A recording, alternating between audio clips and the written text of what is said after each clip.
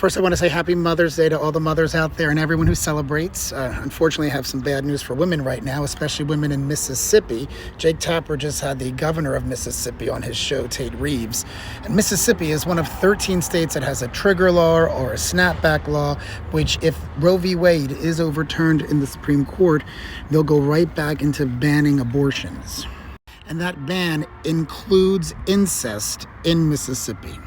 So the snapback law that was passed in 2007 has no exception for incest. So assuming that the Supreme Court overturns Roe v. Wade, the state of Mississippi will force girls and women who are the victims of incest to carry those childs to term. Can you explain why that is going to be your law?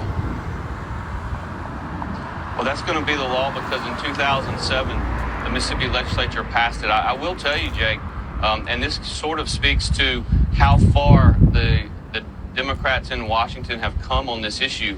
But in 2007, when the trigger law was put in place, we had a Democrat Speaker of the House, and we had a Democrat Chairman of the Public Health Committee in the Mississippi House of Representatives that passed this particular piece of legislation. Why is it acceptable in your state to force girls who are victims of incest to carry those children to term? Well, as you know, Jake, over 92% of all abortions in America are elective procedures. When you look at the number of those that actually are involved in incest, it's less than 1%. And if we need to have that conversation in the future about potential exceptions in the trigger law, we can certainly do that.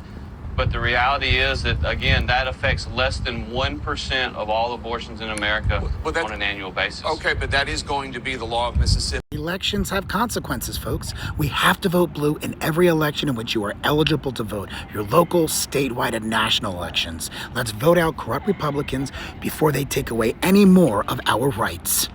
Vote blue.